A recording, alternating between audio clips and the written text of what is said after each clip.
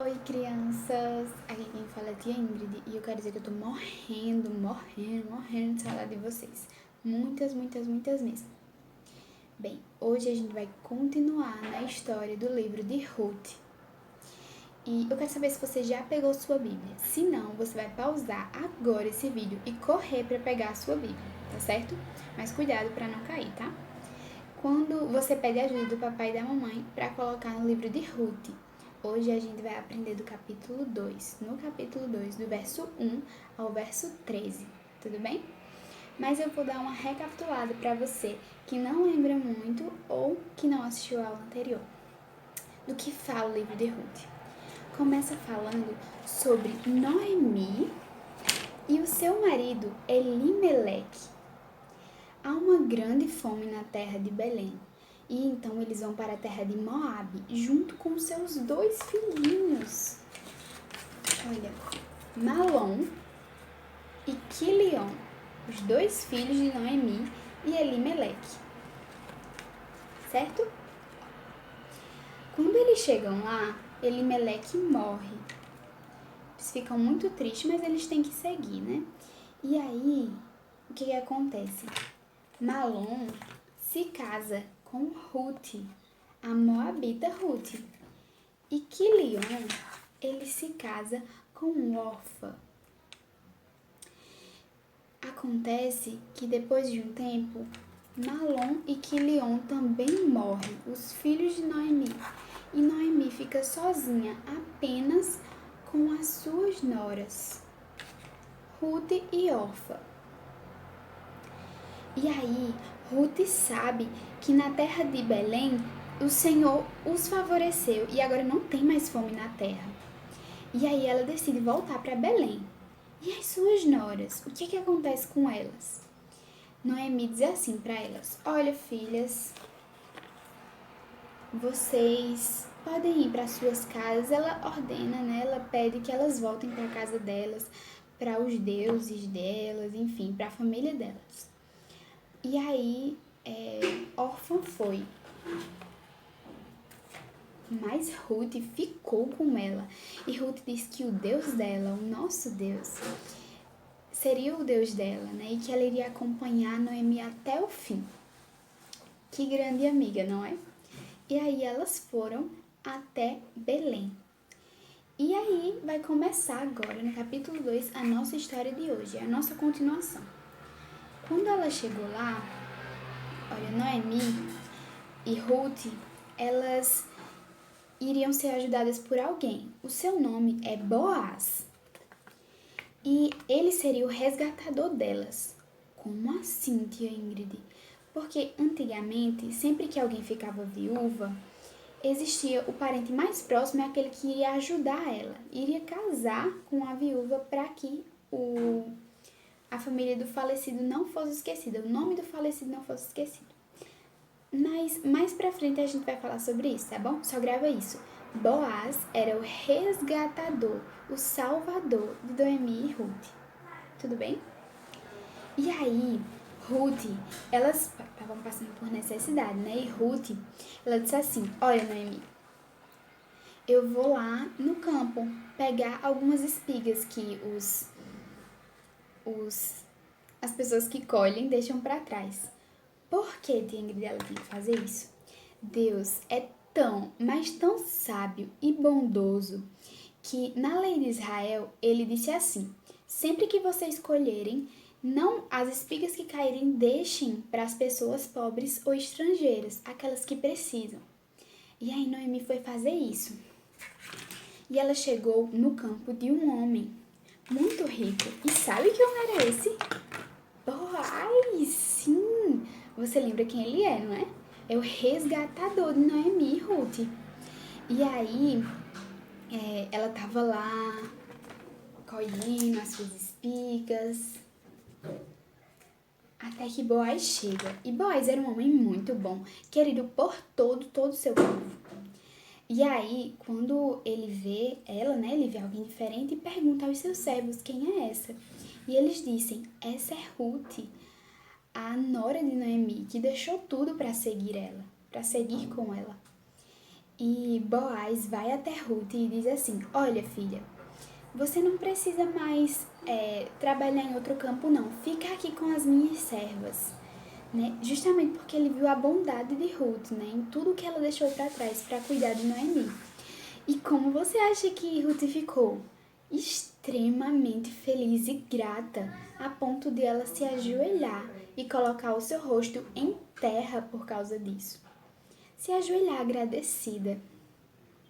E aí, sabe o que mais que aconteceu? Ele a chamou. Eles tinha um momento em que Boaz e os seus servos, eles iam para casa dele. E aí eles foram lá para casa de Boaz e eles comeram e se fartaram. Vocês acreditam? E aí Ruth não só pegou as suas sementezinhas por causa para colher para Noemi, como ela também se fartou de comida. E ela ficou extremamente grata a ele, a Boaz, por isso. E a gente pode aprender algumas lições, sabia? Não é lindo, lindo, lindo, lindo o jeito que Ruth entregou a sua vida pela sua nora Noemi, pela sua sogra Noemi? Ela estava passando por uma situação muito difícil, tinha acabado de perder o esposo, mas ela não largou de Noemi. Sabia que Ruth parece muito nisso com Jesus? Jesus, como ele diz, ele veio para entregar a sua vida por nós. Ninguém mandou Jesus vir à terra entregar a sua vida por nós. Como diz em João 10,18, ele fez isso por livre e espontânea vontade. Por que Jesus entregou a sua vida por nós? Você lembra? Jesus, ele veio aqui à terra para morrer pelos nossos pecados, para nos levar até Deus. Você lembra que na cruz ele morreu pelos nossos pecados? Porque a gente tinha muita coisa surgindo no nosso coração. E então ele morreu para que todo aquele que cresce pudesse ter vida eterna. Ele foi uma ponte, um caminho. Não sei se eu vou conseguir mostrar para vocês, mas nós somos como essa menina aqui, certo? Como ela. E o trono de Deus, como isso daqui. Mas você vê que tem um espaço? Então, tem um espaço e através de Jesus Cristo, da sua cruz, da sua morte e da sua ressurreição, agora, ó, ela tem um caminho para chegar até Deus. Ela pode ter um relacionamento real com Deus. Você acredita? Isso não é lindo? Enfim, foi assim que Jesus entregou a sua vida por nós. Sabe o que ele diz em João 15? Que a gente deve fazer a mesma coisa. Amar os nossos irmãos como Ruth amou a sua sogra e dar a nossa vida pelos outros.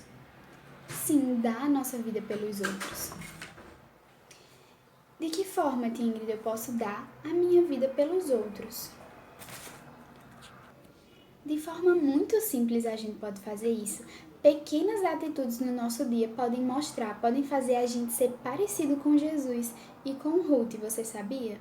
Eu quero que você preste muita atenção nas coisas que eu vou listar, para que você não só ouça, mas como diz Tiago, que você pratique. Porque não adianta a gente só ouvir a palavra de Deus, a gente tem que colocar em prática no nosso dia. Um exemplo é ajudar as pessoas quando elas precisam. De novo, ajudar os coleguinhas nas atividades e, principalmente, é a gente colocar a necessidade das outras pessoas acima das nossas. Como assim, tia Ingrid? Sabe quando alguém precisa de uma caneta sua, que você não faça questão de emprestar? Quando alguém quer brincar com um brinquedo seu, que você não se incomode em dar, mas que você sempre seja um servo e entregue a sua vida por amor aos seus, àqueles que você ama, aos seus amigos. Ajudar papai e mamãe em casa também, sabia? É um modo de a gente entregar a nossa vida, de ser obediente. Também, entregar a nossa vida por amor a outros. Outra coisa que a gente pode aprender com Ruth, nós aprendemos com nossa amiga Ruth, é que sobre gratidão. Vocês viram que ela ficou tão agradecida que ela se ajoelhou para agradecer a Boaz pelo que ele fez? Às vezes a gente não é tão assim não, né? A gente não é grata às pessoas pelo que elas fazem por nós, mas nós devemos, sabia? E principalmente, a gente deve ser grato a Deus, o nosso Senhor. Como diz em Efésios 3:20, Deus ele opera muito mais do que nós pedimos ou pensamos, muito mais do que nós merecemos. Até o ar que a gente respira, a gente não merece, mas Deus nos dá. Por isso que a gente tem que ser muito grato, olha, pela comida, pela família, pelo ar, por tudo que nós temos, porque foi presente de Deus. E principalmente por uma coisa muito especial que Deus nos deu, que foi Jesus Cristo. Como a gente viu, ele não precisava se entregar a sua vida por nós, mas ele fez. Ele entregou a sua vida por mim e por você, se você já acreditou nele, se você já segue ele. E se você não acredita ou não segue, eu te convido para acreditar e seguir, certo? Então a gente deve ser sempre agradecido. E uma forma de a gente agradecer, como é que a gente fala com Deus? Você lembra, né? Orando. Isso, através da oração, a gente pode, em todo lugar, em pé, sentada, onde você estiver, seja grato a Deus por tudo que Ele tem feito, certo? E é isso, crianças. Já disse, né? Muita saudade de vocês. Recebam um cheiro grande, certo? Tchau!